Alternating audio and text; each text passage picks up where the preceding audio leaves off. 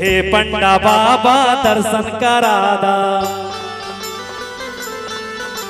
हे पंडा बाबा दर्शन करादा, हे पंडा बाबा दर्शन करादा। बैद्यनाथ बमन हरि के हे पंडा बाबा दर्शन करादा, हे पंडा बाबा दर्शन करादा। बैद्यनाथ बमन हरि के हे पंडा बाबा दर्शन करादा।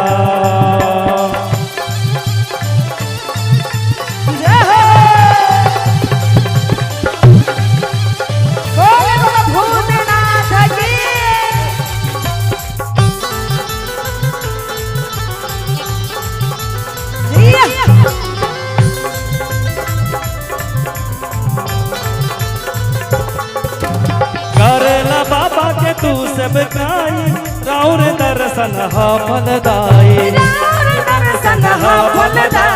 करेला बाबा के तू सब काई, राउर दर्शन हा फलदाई।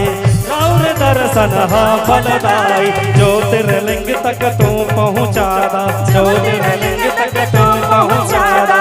बैद्यनाथ बमन हरि के हे पंडा बाबा दर्शन करादा। बैद्यनाथ बमन हरि के हे पंडा बाबा दर्शन करादा।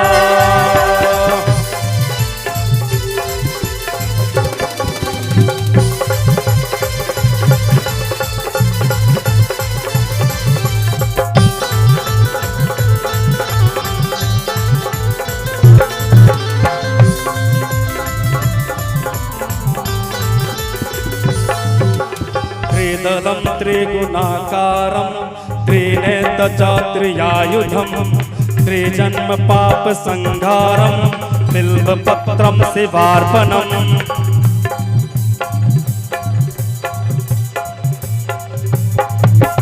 दर्शन के मन में बा अभिलाषा, तोहरा से बाटे हमरा के आशा। दर्शन के मन में बा अभिलाषा, तोहरा से बाटे हमरा के आशा। तोहरा से बाटे हमरा के आशा। प्रसाद जल्दी ग्रहण करादा, प्रसाद जल्दी ग्रहण करादा। बैद्यनाथ बमन हरि के हे पंडा बाबा दर्शन करादा। बैद्यनाथ बमन हरि के हे पंडा बाबा दर्शन करादा।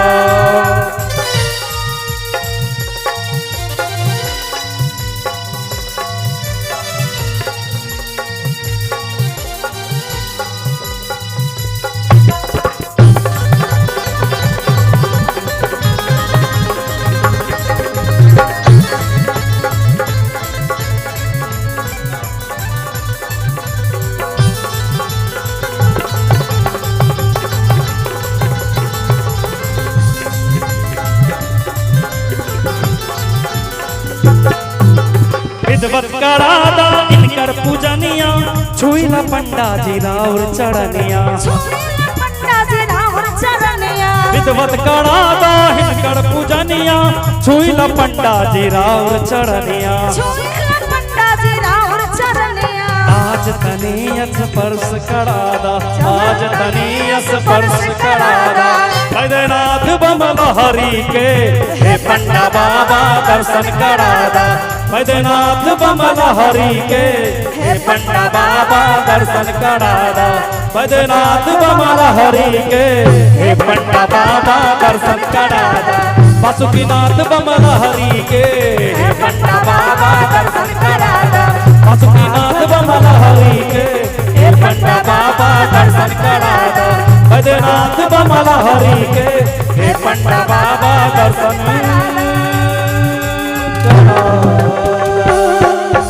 बोलिए प्रेम से शंकर भगवान की जय। मैं चाहता हूँ थोड़ा सा शुभम भैया आप